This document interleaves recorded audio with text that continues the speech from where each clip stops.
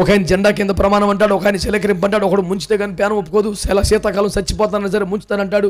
అసలు ఇందులో ఏది కరెక్టు అంటాడు. నాకు మటుకేం తెలిసి బైబిల్లో ఉన్న సమాచారం తప్ప.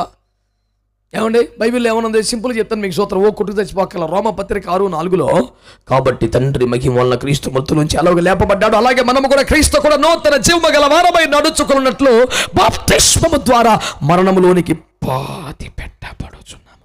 ఆయన మరణమిక సాదృశ్యములకు ఐక్యము గలవారం అయితే పునరుత్థానమిక సాదృశ్యములకు కూడా ఐక్యము గలవారమైందము. మంచిగా ఆమేన్ అనొచ్చుగా. బాప్తిస్మము యొక్క సాదృశ్యం అనండి, మరణం యొక్క సాదృశ్యం అనండి, పునరుత్థానపు సాదృశ్యం అనండి. అసలు సాదృశ్యం అంటే ఏంటి? దృశ్యం అంటే కళ్ళ కనపడేది, సాదృశ్యం అంటే ఇప్పుడు కళ్ళకు కనబడుతున్న దృశ్యం పలాని దాన్ని పోలి ఉంది, అచ్చం అలా ఉంది అని చెప్పడానికి ఇది దాని సాదృశ్యం, అంటే దానిలాగా ఉంది అని అర్థమైందా? సాదృశ్యం అంటే సాదృశ్యం ఒక వచనం తీసుకొని సొల్లు కబుర్లు పెట్ట కథలు చెప్పడం కాదు. పనికి మాలిన అలవాటు ఒకటికి ఒక వాక్యం తీసాను, ఒకసారి ఏమైంది అంటేనండి ఇదే సరిపోతాయి, నీకేమైతే మాకు ఎందుకురా, పిచ్చమాటలు మానేసి మారు మనసు పొందిన మాటలు చెప్పు, స్తోత్రం చెప్పు.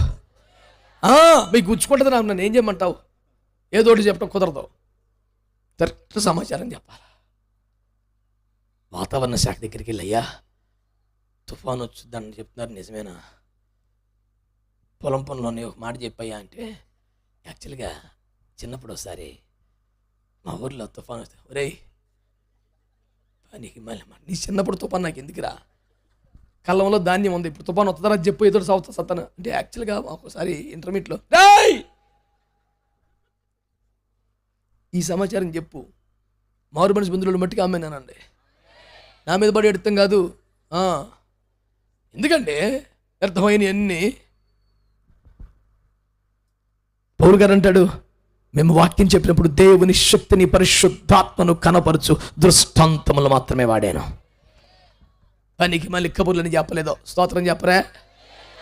బాప్తిసం అంటే ఏంటంట? ఆయన మరణము యొక్క సాదృశ్యం. అంటే ఒకడు బాప్తిసం ఇస్తే, ఒకడు బాప్తిస్మాన్ని పొందితే చూసేవాడికట యేసయ్య మరణపు సాదృశ్యం, అంటే మరణం లాంటి దృశ్యం కనపడాలంట. మళ్ళీ బాప్తిసం ఇస్తే యేసయ్య పునరుత్థానం లాంటి దృశ్యము, యేసయ్య మరణము యొక్క సాదృశ్యం, పునరుత్థానము యొక్క సాదృశ్యము కనబడితే దాని పేరు బాప్తిసం అని రోమపత్రిక 6:4-5 ఉంది.